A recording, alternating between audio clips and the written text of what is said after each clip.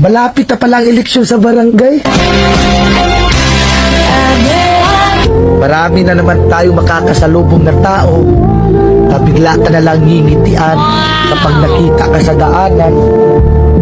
Yung suplado at hindi mo malapitan yung may problema ka.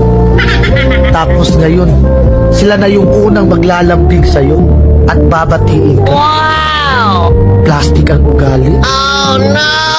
Tatakbo ka ulit ng pagkakapitan at konsehal ng barangay nyo. Wow! Tapos wala naman kayong magandang nagawang proyekto sa barangay nyo. Mahiya naman kayo. Tapos magtatanong kayo kung ilang buntante sa isang bahay. Pero nung panahon ng pandemic at ayuda, isang ayuda lang sa isang bahay. Tapos kung mamalasin ka pa, wala ka pang makukuha na ayuda kapag kalaban mo pa ang tagalista. Kaya vote wisely para hindi sayang ang boto natin. Tandaan nyo, sa ating boto, nakasalalay ang panalo ng isang kandidato. Kung may magtatangka sa'yo magbigay ng pera, sabihin mo, minimum 1,000. Aba, sa mahal na bilihin ngayon at bigas, hindi kasya yung 300.